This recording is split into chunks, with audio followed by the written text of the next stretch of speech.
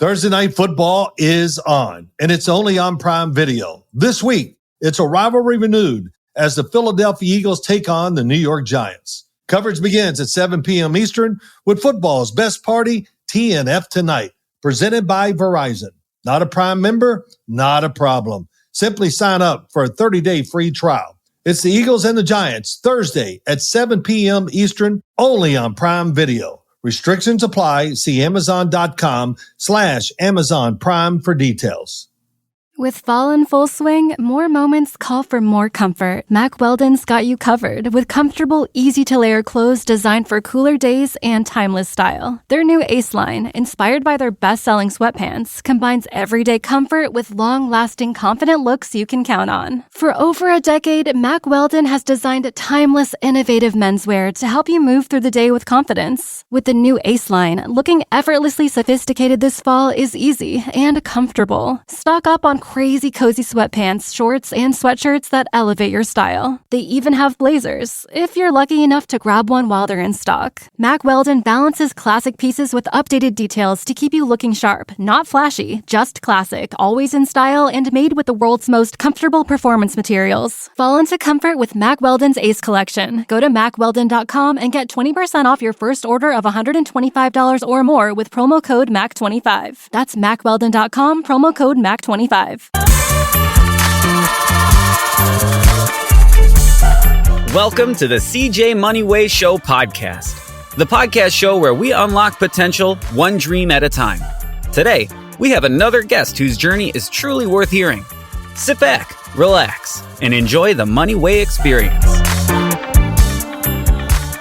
What's up, my good people? Welcome to the CJ Moneyway Show in association with Believe Network. You already know. This is the place where we drop gems, share knowledge, and help you grow in every area of your life. Today, we're talking leadership, but not just any type of leadership. We're talking about servant leadership, a style that focuses on empowering and engaging with your team in a way that drives real impact. My guest today is Jon Antonucci. You just did it. Leadership coach, mentor, and founder of SML Consultive. With over 20 years of leadership experience from coaching youth sports to leading international organizations, Jon is passionate about helping guiding leaders from frontline and middle-class management professionals develop servant leadership skills that truly transforms workplaces. If you're a leader in a leadership position or looking to step into leadership, this conversation is going to be a game changer. Hey, Jon, man, welcome to the show, man. I appreciate that, CJ. I appreciate it very much. It's great to be here. Thank you for taking the time out your day, man, from doing one of your leadership conferences, man, to come on the CJ Moneyway Show, man. Appreciate it. So, Jon, man, let's start with your journey, man. You got 2 decades of leadership experience across different industries. What first got you passionate about leadership? I think my passion for leadership was later in the game because at the beginning, I think I was like most leaders. I was a bad leader. It was all about me. I was trying to get a title, trying to get money, trying to get prestige, trying to get all the things that, you want as you're growing in an organization, trying to get up the ladder, whatever it is. And it wasn't until down that path a little ways where I started to recognize that real leadership was not about any of that. Real leadership was about serving people. Real leadership was about the opportunity to make a difference in somebody's lives, to be there and to provide a safe space. The term means different things nowadays, but provide a safe space where your people can thrive and blossom. And as I began to learn what it looked like to be a leader, I really wanted to allow others to find that same journey and find that same fulfillment, because there's really just an incredible fulfillment and purpose in empowering leaders. It's an incredible thing. Man, and I like the fact that, like your title, the whole thing, servant leadership, man. That's something that you get from the word, that we get from church and things of that nature, man. So I appreciate people like yourself, man, that's going out there, that's just not thinking about, yourself, but you want to help others develop their lives. You could take what you do and just say, okay, I'm in this position, I'm doing pretty good in life. But to take what you got, man, your knowledge and your understanding, man, and to help others, that's the ultimate goal right there, man. Absolutely. So I appreciate you doing that. So John, man, let me ask you, man. You talk about servant leadership and love-based leadership. Can you break down for us what does true servant leadership look like in action? Well, I think servant leadership in action is really, the name defines the concept. It's leadership that serves. It's a leadership that gives instead of takes. And I tend to think that servant leadership, which was introduced back in like the 1970s by a guy by the name of Robert Greenlee, he was the one that popularized the term servant leadership. And it kind of has gone through this morphing change where it started out really good, like, hey, how are you going to serve? How are you going to be there for your people? And then it kind of got into this weird business sense. And now I'm sure, anyone that's a leader knows that there's so many different coaches and all these other things out there that really want to charge a lot of money. And so they really had to start focusing on the return on that investment. And so I think that servant leadership as a idea is super solid in the sense that it really does speak to serving your people. But I think that it has in some ways, probably by accident, gotten hijacked into this real idea of, okay, if I serve, then I will get more. And I don't know about your perception on that, but my thought is that once I start to do something in exchange, well, now it's a quid pro quo. I'm not actually serving. I'm really trying to engage in transactional behavior. So when I started SML Consultive, I added the word minded in there, servant-minded leadership. And I did that not because I think that it makes a huge difference in terms of how it looks, but because it makes us stop and think for a second. Wait a minute, why'd you add that word in there, John? What's that about? And it gives me an opportunity to share that what I really think leaders should be doing is being mindful of the fact that they are going to make an impact on their team. And the only question is that impact going to be positive or negative? So when you ask, what does it look like in action? It looks like a leader that genuinely cares about their team, that loves their team, and is mindful of the reality that they are playing an impactful role in the lives of those they lead, and they have an immense responsibility to make that a positive impact. I like that, man. You brought out some great tools and some great qualities, that you brought out in that. So let me ask you, man, because you touched on this earlier about yourself. Mm-hmm. Many people think leadership is about authority, control, and making the big decisions. How does servant leadership shift that perspective? It literally reverses the perspective. So we think of perspective, and that's the way we see things. And what it does is it takes it from a perspective on me. What do I look like? How is my career getting advanced?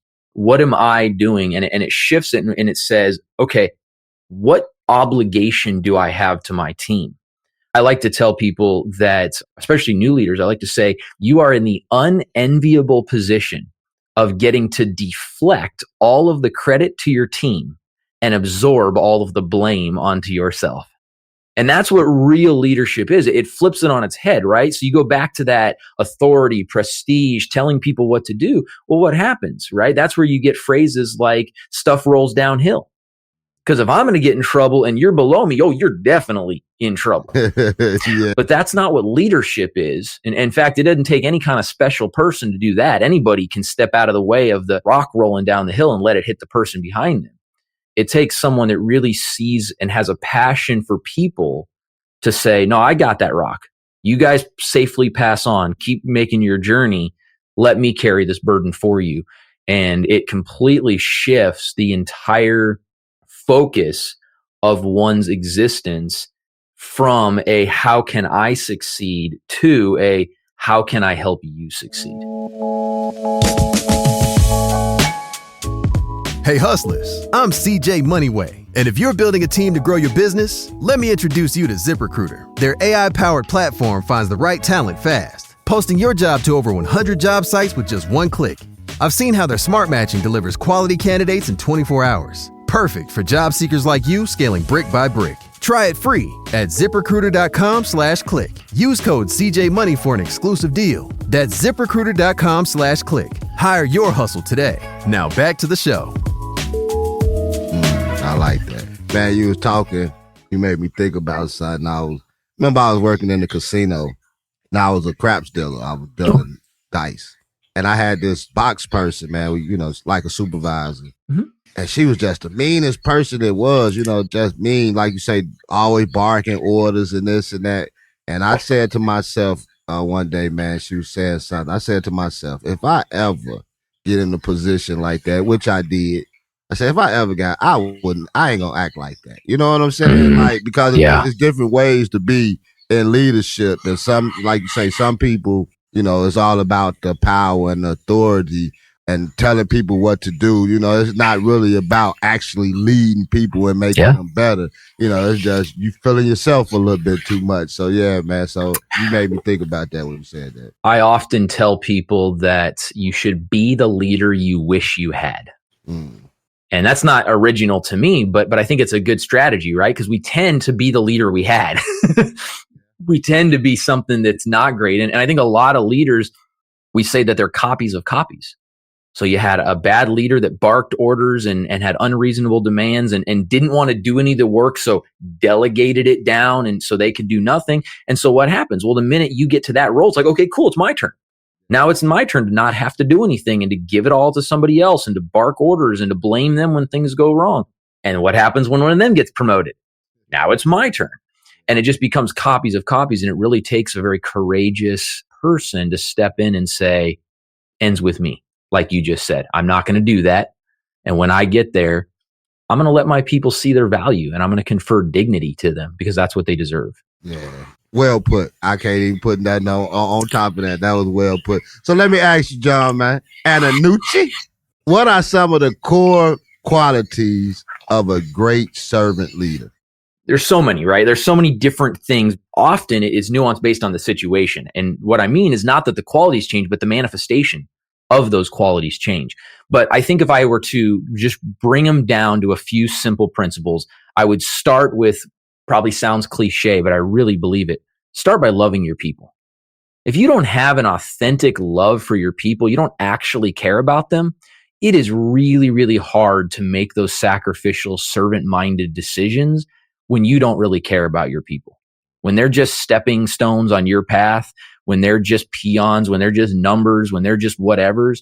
I think it really starts with us looking at a human being in front of us and saying that person is valuable, regardless of what their skills are, regardless of what their age is, regardless of what their socioeconomic background is, whatever, that person has value. And I think that if leaders will simply just learn to genuinely love their people, then what that will do is that will facilitate an opportunity for them to say, I'm going to do what's best for you. Now, that's not always what you want. I'm sure when you were that leader, no matter how hard you tried, there were times you had to tell people no, because it wasn't best for them. I give the illustration all the time, right? If we gave a raise to every employee that asked every time, we'd quickly work them out of a job because the company wouldn't be able to support the raise. So sometimes, no, I want you to have a stable, secure income for a long term. And that means the company has to stay in business is the best thing that one can do. But genuinely caring about our people, not, oh, those greedy little whatevers. No, it's like, no, I care about you. And the best thing I can do for you right now is do what's best for you, whatever that looks like. I think the second thing, as you love people, it makes it easier to hit the second thing, and that is prioritize people over processes. When you're scaling a company, processes come into play in a big way, but the minute they become more important than the people, you've already lost. Zig Ziglar made the statement that you don't build a business, you build people, and people build the business. Your people have to come first. And I see this happen. And I really think this is why a lot of businesses fail when they start to scale. Because there's this, when you first start a business, you know all your people, you're able to navigate that. And assuming you're a halfway decent visionary leader, you're going to be able to attract the right people to you. Mm-hmm. Well, the minute you start to scale multiple locations, well, now you need people in those locations, and they're not going to attract the same way you are. Plus, it's not their company. It's a job to them. It's your baby, right? So you end up having to put policies and procedures and SOPs and all those things in place, but you can't ever forget about the people that stand behind those things. And one of the reasons I love the show Undercover Boss so much is because that principle comes out all the time. How many times on that show do we see a scenario where a CEO or some other high executive individual goes down and realizes that these policies that seemed like a good idea in the C-suite We're negatively impacting the people. And here's the reality that a lot of leaders need to understand. The way you treat your people, your internal clients, your staff, is the way that staff is going to treat your external clients, your customers. And so first, truly love them. Second of all, prioritize them. And then the third one is listen to them. Listen, good leader.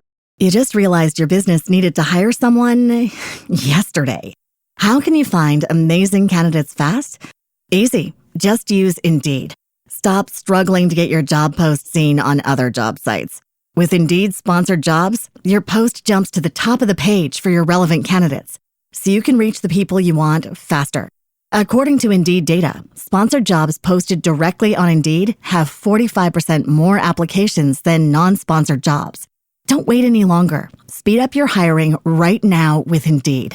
And listeners of this show will get a $75 sponsored job credit to get your jobs more visibility at Indeed.com/kidsandfamily. Just go to Indeed.com/kidsandfamily right now and support our show by saying you heard about Indeed on this podcast. Terms and conditions apply. Hiring? Indeed is all you need. Just listen. And we know that's hard to do, especially in the world we live in. So that's another topic. So let me ask you, John, man. Leadership isn't easy, right? And a lot of leaders struggle to connect, as you were saying, with their teams. What are some of the biggest mistakes you see leaders do? I think probably the biggest mistake is stealing dignity from their people. They treat them harshly. They ignore their ideas. They act as though their people are not that important. And there's just so much of that a human being will take before one of two things happen. Either they remove themselves from the equation, I'm not going to be treated like this, and they go find something else, or worse, they start to believe they're not valuable. And from a corporate perspective, that's horrible, because if you start believing you're not valuable, then you stop doing valuable things. But from a personal perspective, we're talking impact. Like I said earlier, beating the dignity out of your people, whether physically or metaphorically, is not okay. And I see that happen a lot. One of the ways that I see this happen most, and they don't even realize they're doing it, is when a customer comes in with a complaint of some sort, and the staff member has a certain rule that they have to follow, and the customer demands to see a manager, and then a manager comes out and overrules their employee and does what the customer wants. Now, as a customer, you like that. Let me talk to the manager. I get what I want. As an employee, here's what just happened. They just stood up for what they thought was right. They just stood up for what you told them to do, probably. And then they just got undercut and made them look like the bad guy. And I tell managers all the time, if you are going to reverse a decision, it needs to be the opposite. If you come out and talk to the client, that should be because you're backing up your person. No, this is how it's going to be, and I'm the bad guy. You don't get mad at Susan. That's on me. I made that decision. If you can overturn it, empower your people to go do that. Send them back out there and say, hey, you know what? I talked to my manager, and yes, we can do this for you. Let them be the good person. But I see that happen all the time in almost every industry, where managers undercut their staff and it demoralizes them. And that's just an example. That's not, a hard and fast issue. That's an example of how a manager, without even meaning to, will absolutely steal dignity from their people and rob them of the value that they bring to a situation or a position. I like that. And because it happens all the time, all the time with frontline employees, and like you say, make us feel like we dumb or stupid. And these are the policy that you.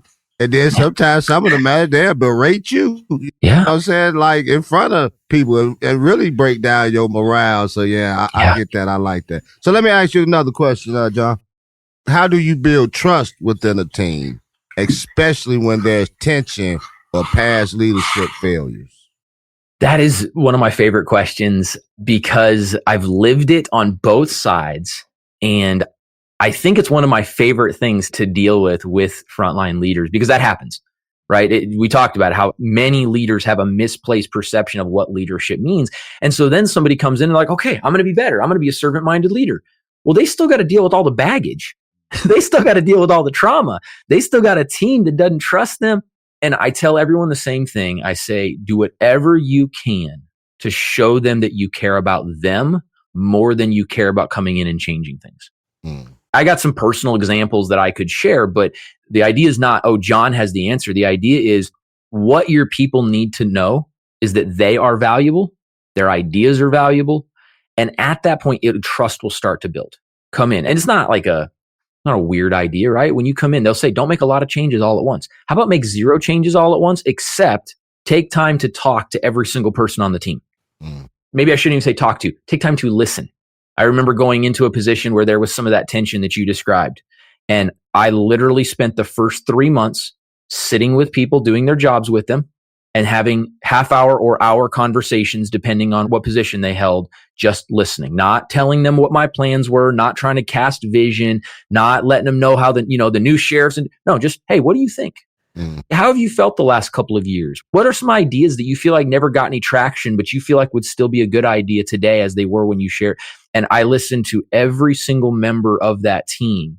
And did I never make changes? No. Eventually I said, okay, guys, I've listened, I've heard, I've watched, I have observed, I've done everything. And you know that I care about you because I've shown it. Not because I've told you, because I've shown you.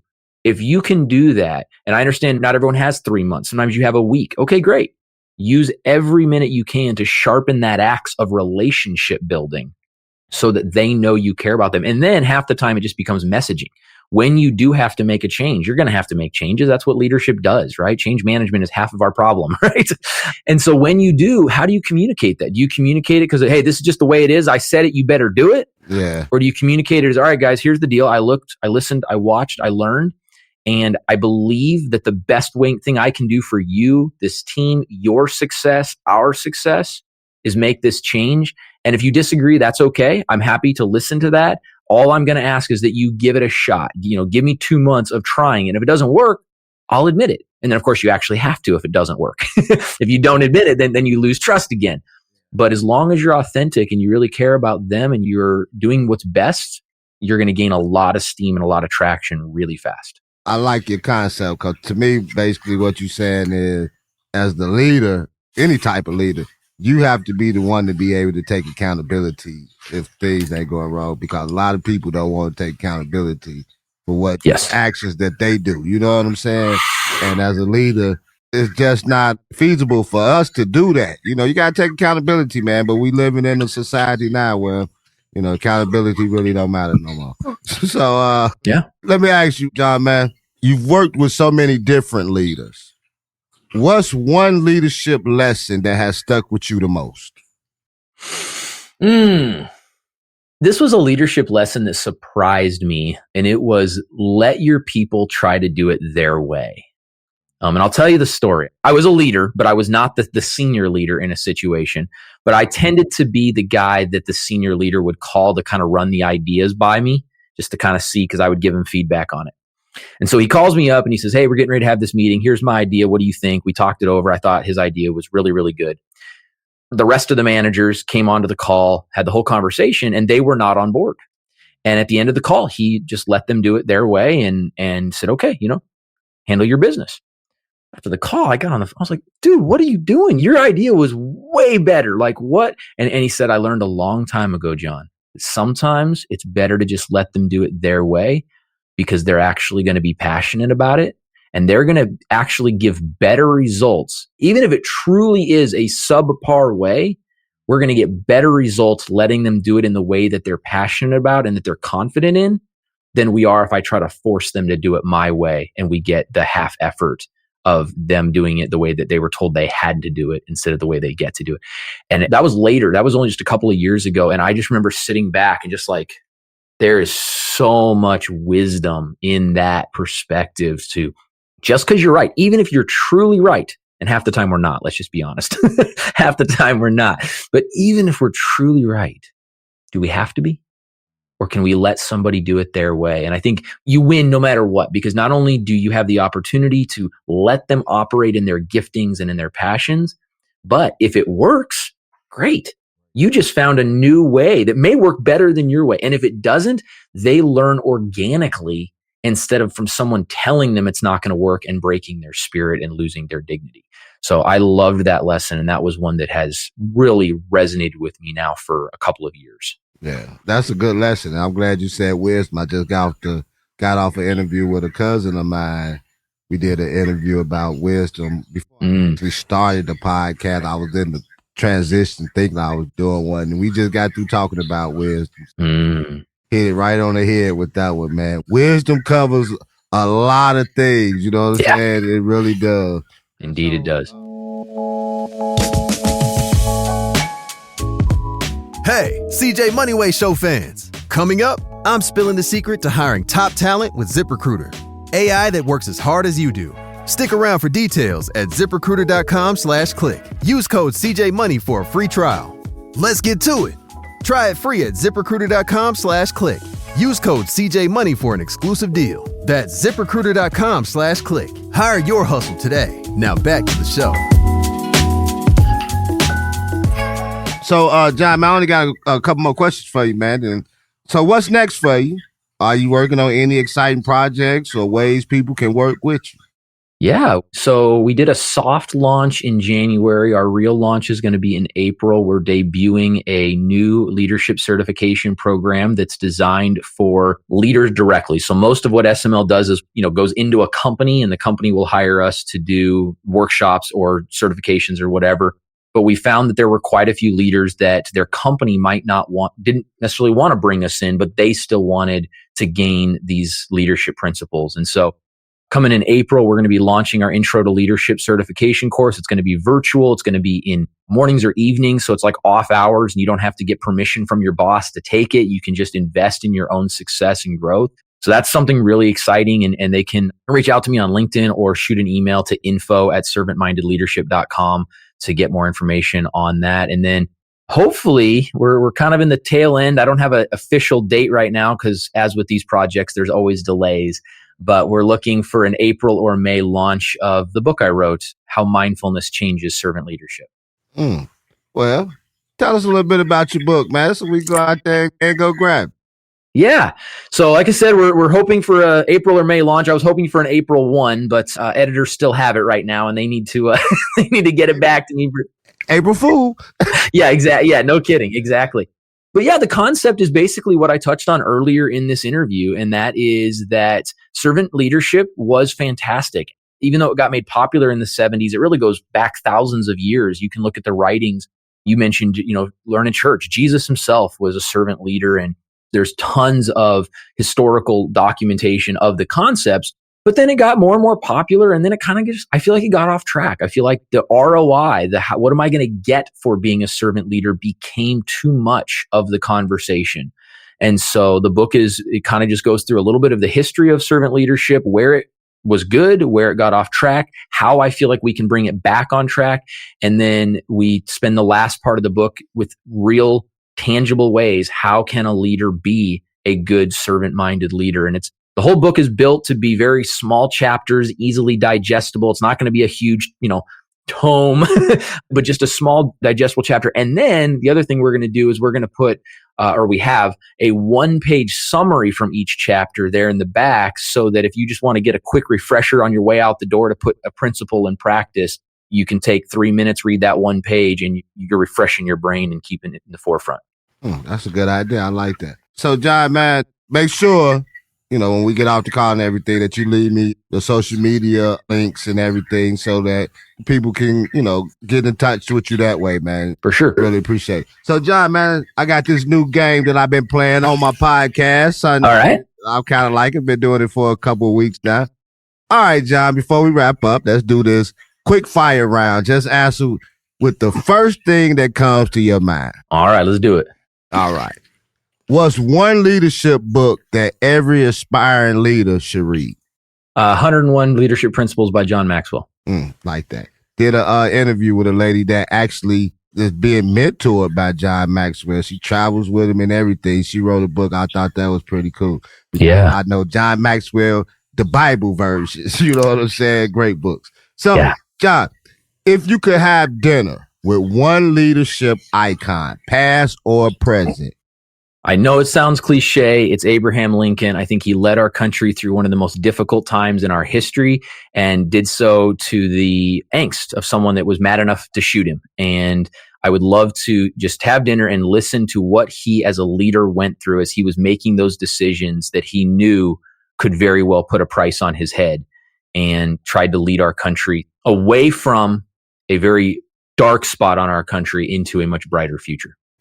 Needed leadership and wisdom right now. So what's the best leadership advice you've ever received? Best I've ever received.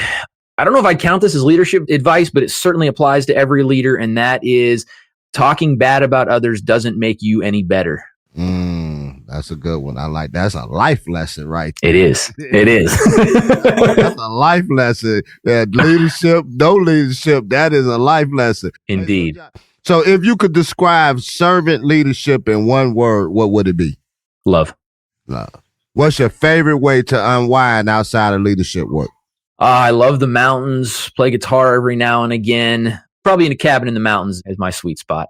Okay. Because, of course, you're from Colorado, so a lot of mountains up there. There is. See the kid going to Colorado, because I ain't going up no mountain. Is it the one where y'all got, where you go around the bridges and all that stuff, the mountains that ain't got no rail guards on the side? There's definitely some of that in Colorado, that's for sure. I've been on some of those roads. I'm not doing that. There's a road that goes through North Carolina and Tennessee called the Dragon's Tail. It's got like 319 switchbacks within like a 7-mile space. It's supposed to be one of the most fun drives. I'm planning on taking that sometime in the next few months. Now, what'd you say it was from Tennessee to what? I think it starts in North Carolina, goes into Tennessee. It's only like 7 miles though, and it's called the Dragon's Tail with, I think it's 319 switchbacks.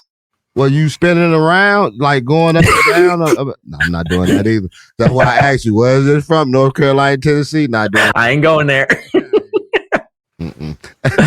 So, Jon, man, it's been an incredible conversation, man, on servant leadership, workplace culture, and leading with purpose.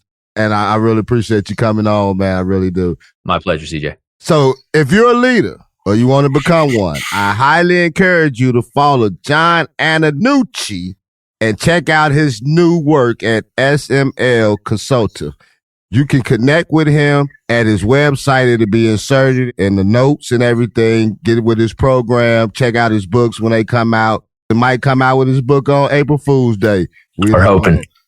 So, and you already know, if this episode gave you value, share it with someone who needs to hear it. Subscribe to the CJ Moneyway Show. Drop a review and keep tuning in for more game-changing conversations. Until next time, keep pushing. Keep planting seeds and stay inspired. Catch you all on the next episode of the CJ Moneyway Show. Hey, this your boy CJ Moneyway with my man Jon Antonucci. We out of here. Peace. Ditch the other hiring sites and let ZipRecruiter find what you're looking for. The needle in the haystack. 4 out of 5 employers who post on ZipRecruiter get a quality candidate within the first day. Try it for free at this exclusive web address, ZipRecruiter.com/work. Again, that's ZipRecruiter.com/work. ZipRecruiter, the smartest way to hire. Thank you for listening to the CJ Moneyway Show. Don't forget to share this episode with your friends, leave a comment, and drop a review. Be sure to tune in every Tuesday and Friday for more inspiring journeys. Who knows? Your story might be next.